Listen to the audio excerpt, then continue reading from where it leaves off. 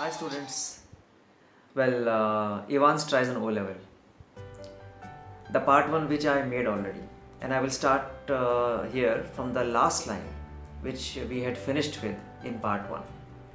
The line goes as, it was not Evans impersonating as McCleary who had walked out of the prison, but it was discovered that it was Evans impersonating McCleary who had stayed in.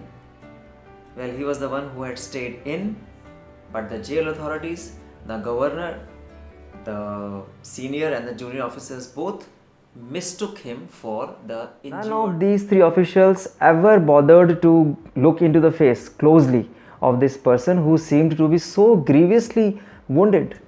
When did this violence happen? Did anybody stop to think?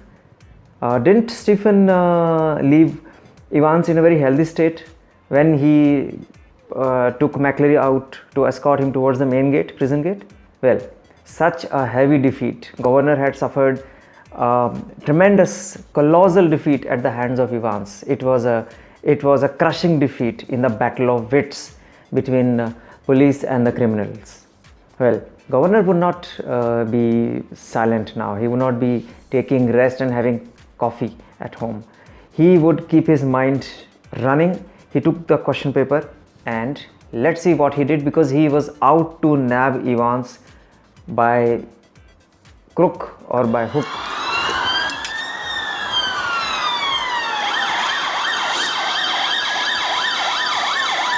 Governor was humiliated.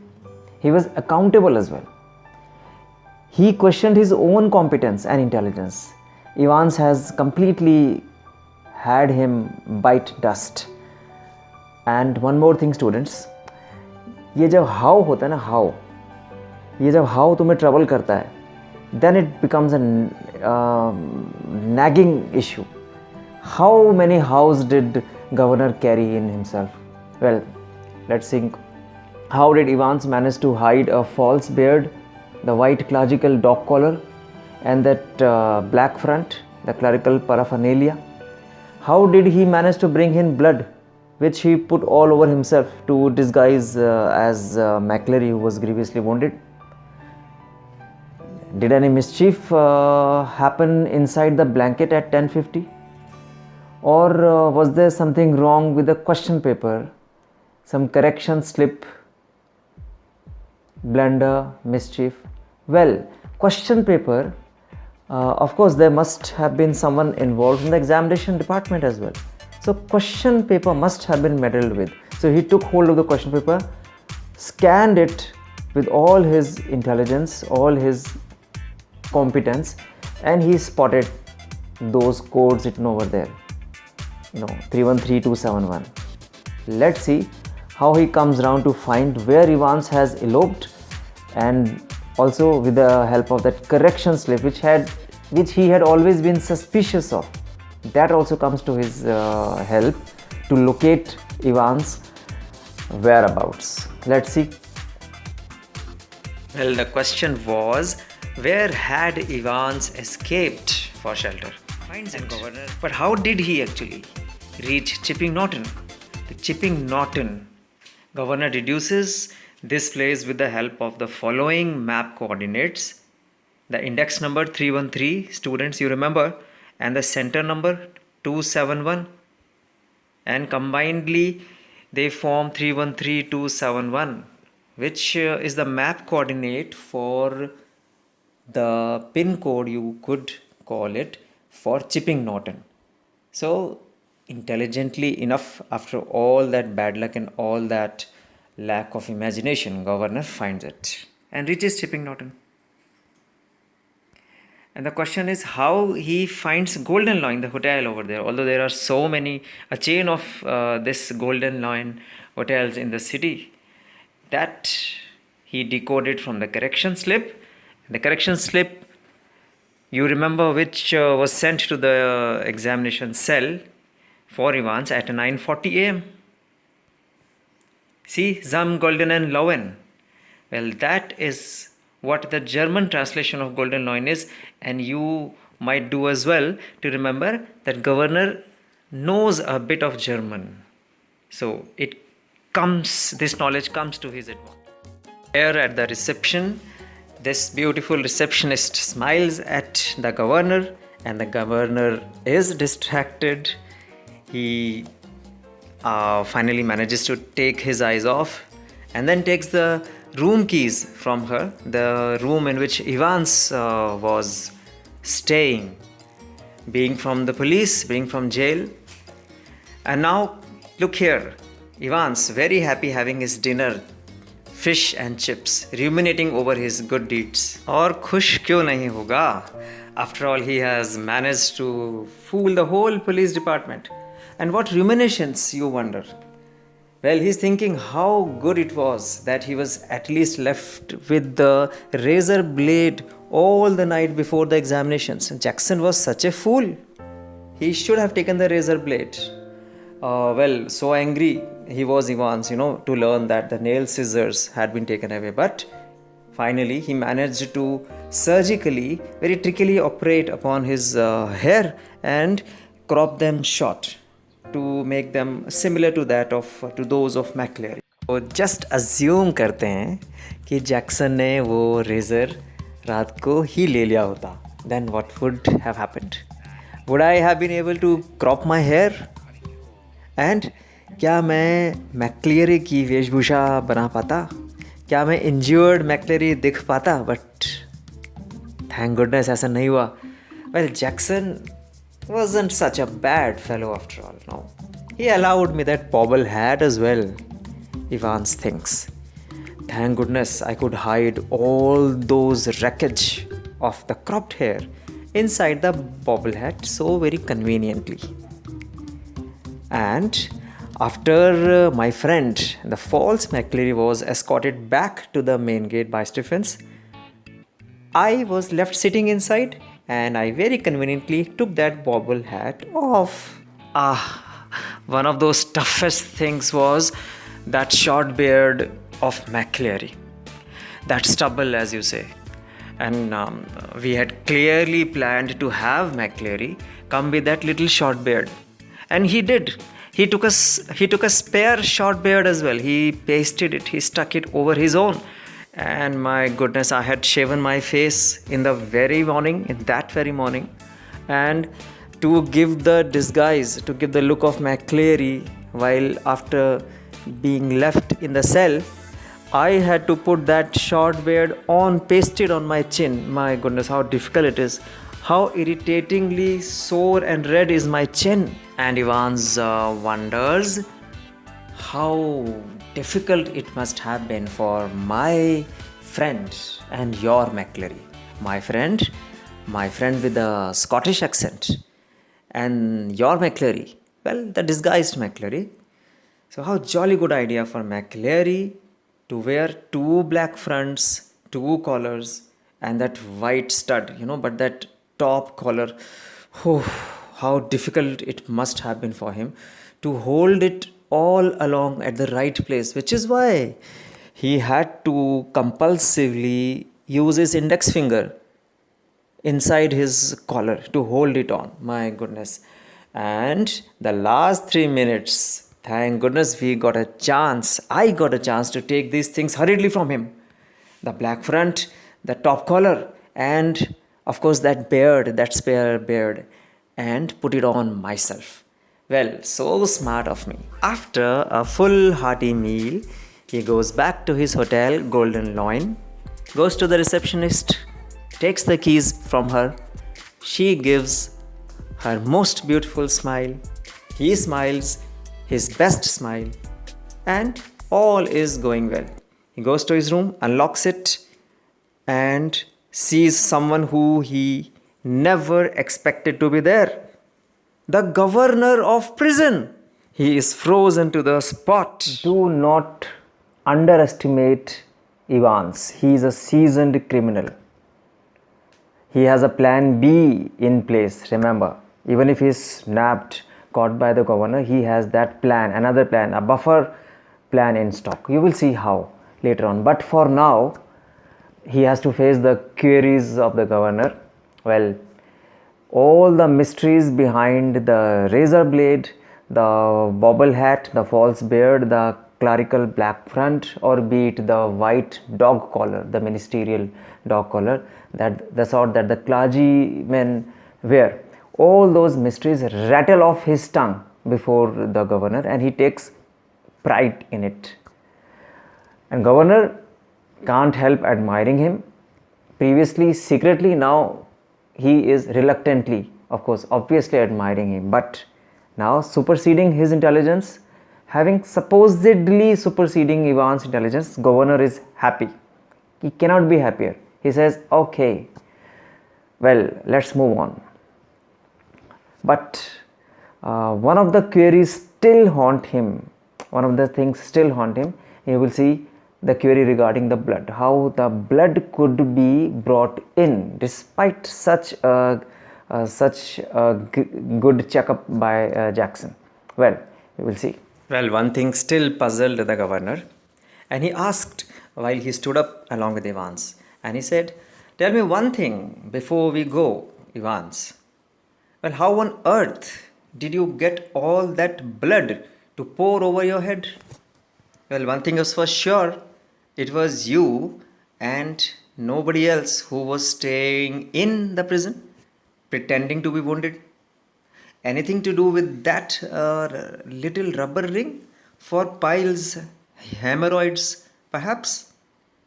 Oh, Evans grinned feebly.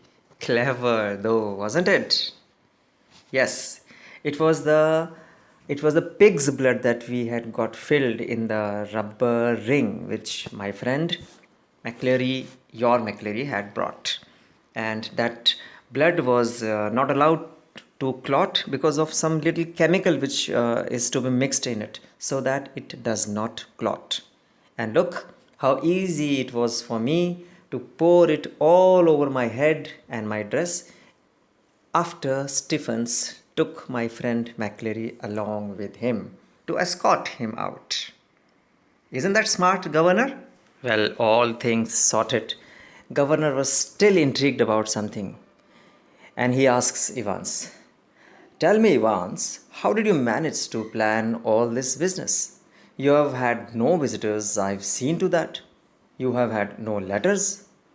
"Well, Governor, I have got lots of friends though." "What's that supposed to mean?" Me, German teacher, that is my German teacher for a start." "Well, German teacher? That man is supposed to be from the technical college, isn't that, Evans?" Was he? Evans was almost enjoying it all now. "Ever check up on him, sir? God almighty, there's far more going on than I ever thought." "Always will be, sir." "Oh, John, let's get ready." "Well, everything ready?" asked the governor as they stood by the reception desk. "Is the police van ready?" he meant. "The van's out the front, sir," said the pretty blonde receptionist. Evans winked at her, and she winked back at him. It almost made his day. "Well, students, what does this wink mean?" This wink means that the blonde girl was an associate of Evans. Evans had friends everywhere. You must remember, he was a pleasant personality. He has had friends in the prison department, in the exam department, all around. And here, a silent police officer handcuffed the recaptured Evans, and together the two men clambered awkwardly into the back seat of the prison van, and the driver roamed on. Imagine how happy governor is now that Evans has again been caught and sent to prison back. Nobody could be happier. He has trumped him. He has outsmarted him. Well, Evans, the 3-time jailbreak, now again in the clutches of law. But does he have any idea how shocked he will be when he gets back to prison? The whole ground would be swept from under his feet. And this is going to happen now when he gets back to prison. He will not find him there anywhere. And he comes to know that Evans has duped him back again in the same police van which he had provided the supposed magistrate with in response to a hoax call, remember? Well, again, the gullible governor has lost to Ivan's wits, and Ivan's has the last laugh. Let's talk about the blunders that the police department committed, students, because governor and Jackson and Stephens have to do that. They have to look back, retrospect into what they have done. कौन कौन सी गलतियां उन्होंने करी जिससे कि Evans को ये मौके मिले कि वो उन चिंक्स इन द आर्मरी जिसे कहते हैं, उन लूप होल्स, उन छोटे छोटे लूप्स के अंदर से उसने अपनी जगह बनाई, and he escaped the jail twice this time. Well, students, you might as well call them goof ups by the police or the prison department. So, the blunders. The blunder number one, that was by Jackson. Jackson was so very careless to leave the razor with Evans the whole night, the night previous to the examination. That means the razor lay with Evans despite Jackson checking with Evans for full 2 hours. And Evans put it to his advantage. It turned to Evans' advantage. How? He short cropped his long wavy hair in a tricky operation all through the night. And we all well know that he feigned the look of invigilator McCleary next morning. This was a very important part which helped Evans escaping.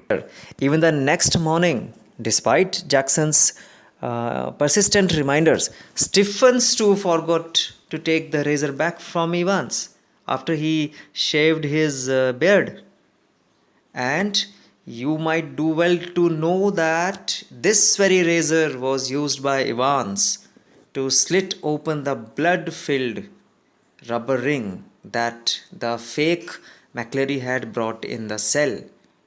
And this very blood which he put all over his head.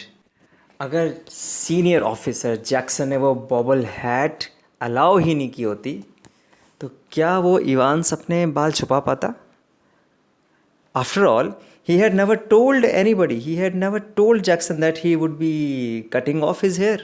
He was happy with wavy long hair, and Jackson had allowed the bobble hat to be worn all during the examination. Well, which brings us to blunder number 2.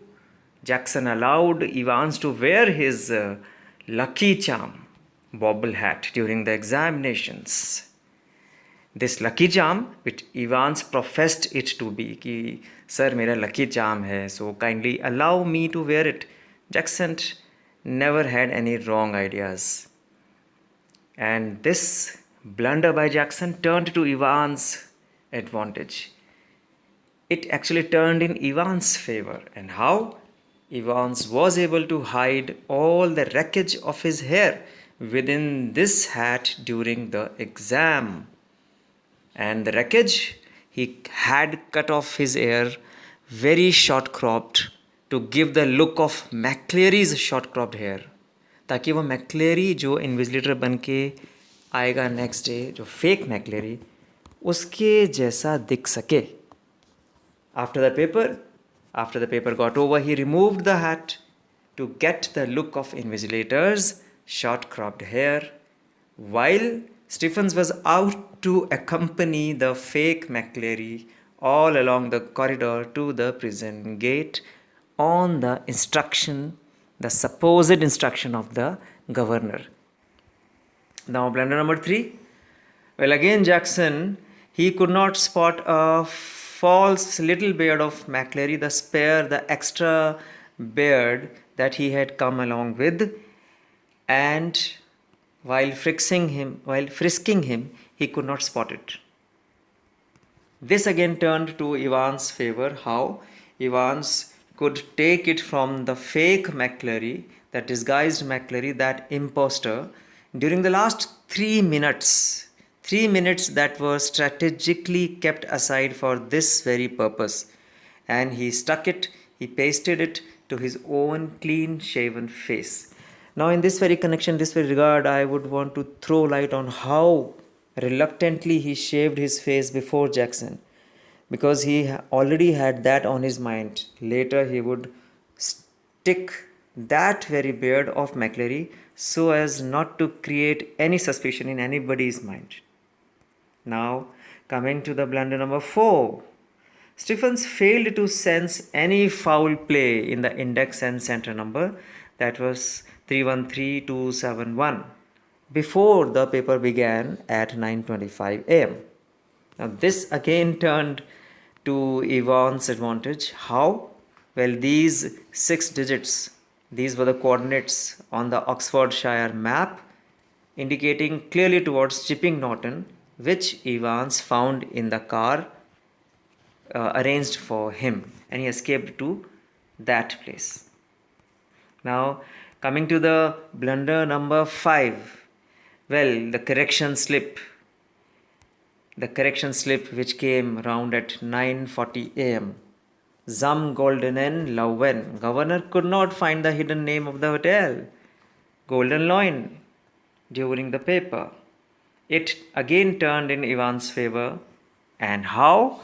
Evans fled from prison for the overnight stay in the hotel. He could understand it was Golden Loin and none else, and that too in Chipping Norton. Now, blunder number 6. The governor, you remember, had got a call from the magistrate asking for a police van and a couple of prison officers, police officers also. Well, that was a hoax call, and if you remember it correctly, well, see the clip. Being a special day, he suddenly started getting doubtful back again. Doubtful कि कहीं ऐसा नहीं कि ये hawks call है, ये hoax call है. Hoax means कहीं झूठी कॉल तो नहीं है, क्या पता कोई और बात हो इसमें. So, but suddenly he shrugged himself off. He says, "Don't be so silly, Governor. Don't be so silly. Things are fine." Well, then he sends the van along with his. If you remember it correctly, he was nagged by doubts, but he ignored those doubts, those suspicions of his. Well, the advantage that Evans took of this, that was a fake call from Evans' accomplice. Evans eventually escapes in that very police van outside the Golden Lion Hotel before governor's eyes. Actually, governor himself thought it was his own van. It was his van, the prison van, but dexterously, very cunningly taken away. Blunder number 7. Stephens ignored the strange acts of Evans and McCleary, which were as under.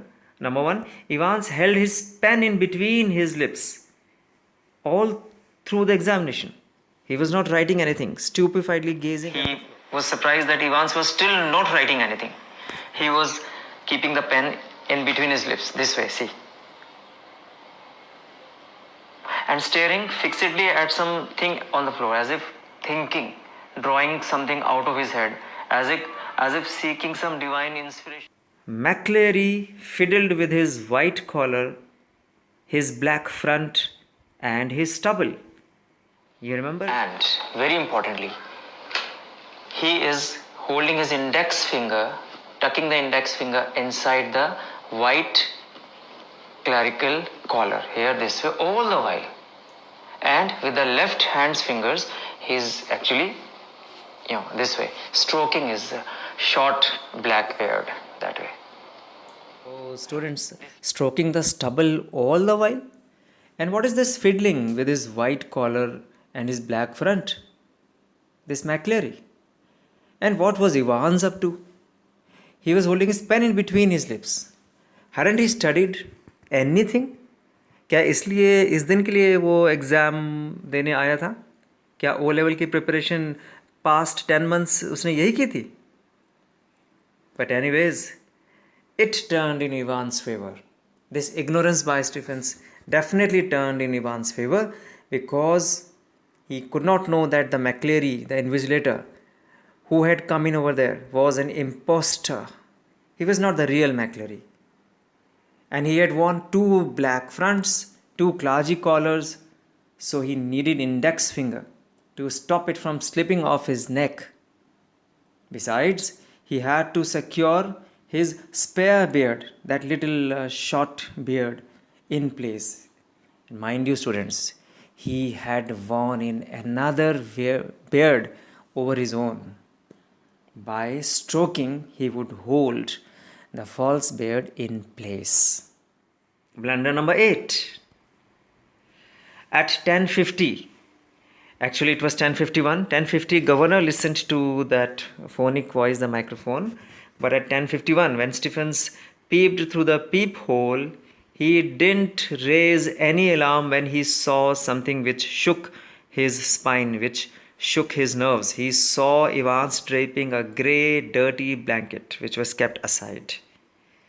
And this again turned to Evans' advantage. Actually, it was a pre-planned maneuver. Evans always had these things on his mind, and it all happened as he planned. Well, the advantage was Evans was adjusting clerical black front and the Parsons typical white collar. Well, invigilator McCleary, that is the fake McCleary, had worn 2 sets of the clergy's paraphernalia cheekily inside the prison. Then comes blunder number 9. 11:22 a.m. The last 3 minutes left. A hoax And call. then 11:22 a.m. Just about 3 minutes more, and governor cannot resist. He picks up the phone and calls out for Stephen. Okay, I want to talk to him. Jackson conveys the message to Stephens. He picks up the receiver and he is ordered, Stephens, you have to accompany the invigilator McCleary back to the prison main gate yourself, and make sure that you bolt and lock the cell door for Evans. Lock him on before you leave with McCleary. Understood? Stephen said, yes, sir. This again turned to Evans' advantage. Stephens and Jackson's both were fooled into believing that governor had made this call. It was not the governor, someone else, as it later turns out. And Evans did all the mischief of taking the extra white collar from his McCleary, his friend, even a false beard as well as the spare black front from the clergy. Blunder number 10. Well, all of the 3 jail officers, even the governor, mistook the wounded person inside the cell to be McCleary at the very first sight. None of them bothered to take a close look. It was actually Evans impersonating as McCleary who had stayed in, while they were under the impression that Evans impersonating as McCleary had walked out. उनको क्या लगा था कि Evans मैक्लेरी की वेशभूषा धारण करके पहले ही बाहर चला गया स्टीफेंस के साथ में एस्कॉट होकर, लेकिन बाद में ये रिवील हुआ actually it was not again the reality. उनको ऐसा लगा later on when they see the wounded McCleary inside, उनको लगा कि यार मैक्लेरी तो अंदर है, तो अभी किसको छोड़ के आए थे? मैक्लेरी को छोड़ के आए बाहर. And how come this McCleary be again inside the cell? That means हम इवांस को छोड़ के आए हैं. Well, this inference, this assumption of theirs again proves to be wrong later on when, you remember, governor calls Radcliffe Hospital and finds out that no wounded McCleary from the prison had reached the hospital. Actually, it was the impersonating Evans who was staying inside. He was disguising as McCleary. Well, this also turned to Evans' favor. Evans threw dust into their eyes. They dropped him off at exam office for Radcliffe Hospital. Had these three officers taken a closer look at the injured McCleary, whom they supposed to be McCleary, injured one, they would have immediately come to know that it was Evans impersonating as McCleary. This is called hasty conclusion.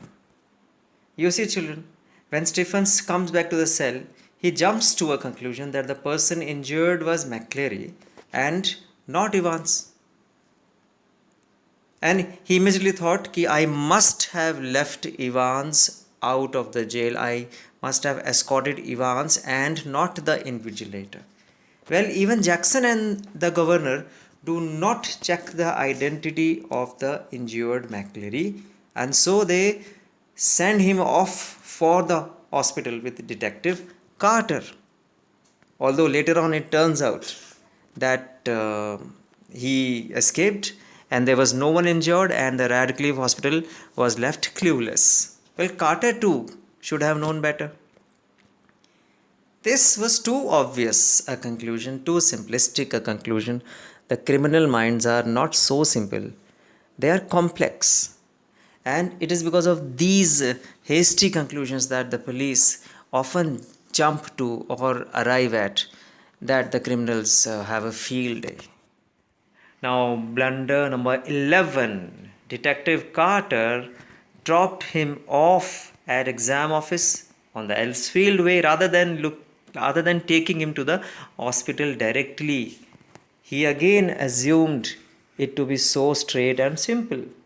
He should have taken it to the hospital, when all the while he knew, in fact, he should have known that the examination department was also privy to it, was also involved in that escape of Evans. And it did turn in Evans' favor. How? It turned out someone from exams was complicit in Evans' escape plot. He had feigned being wounded. उसने घायल होने का नाटक किया था और ऐसा वेश धरा था.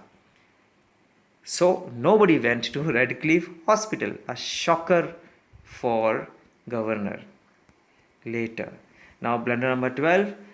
Governor, who was taking so much of a pride of having discovered that yes, it was Newbury that Evans must have left for.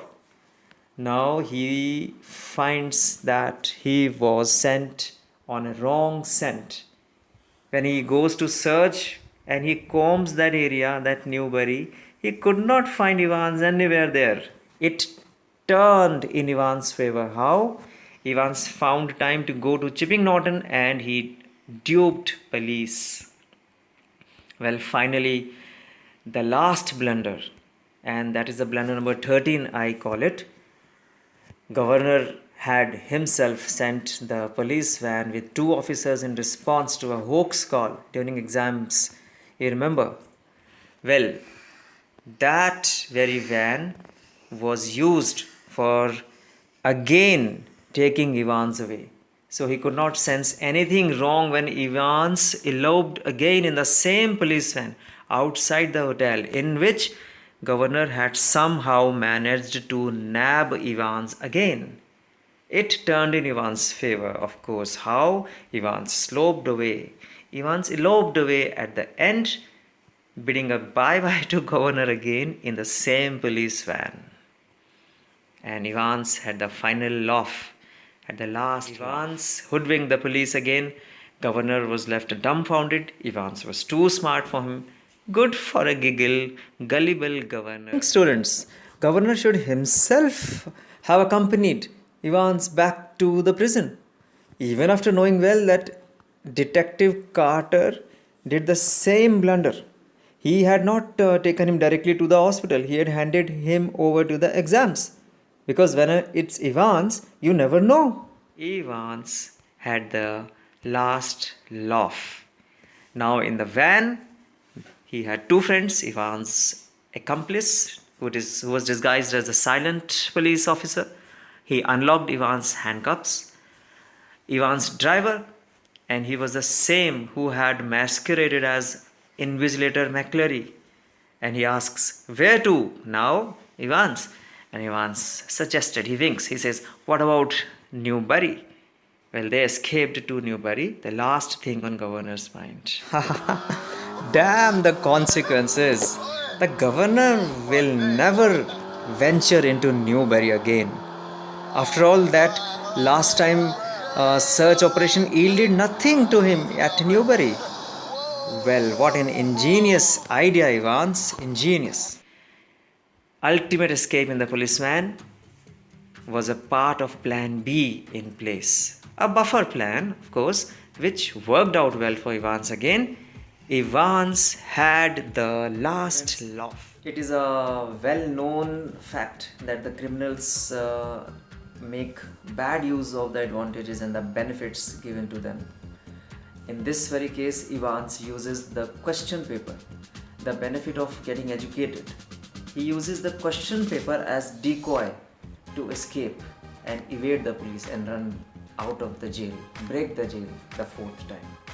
Well, Evans may have escaped and the governor may have been defeated, but the battle between the police and the criminals continues, and it will continue till the end of time. I always had this chapter on my mind to make videos on, because my students have been finding this chapter really difficult, a very complex chapter to understand.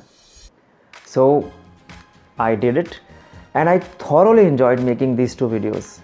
Well, thank you so much, students, and I am sure that you will have understood this chapter really well by the time you finish with this second part. Well, the link for the first part of this lesson, the video, will be there in the description box. Thank you so much and see you back again. Thank you.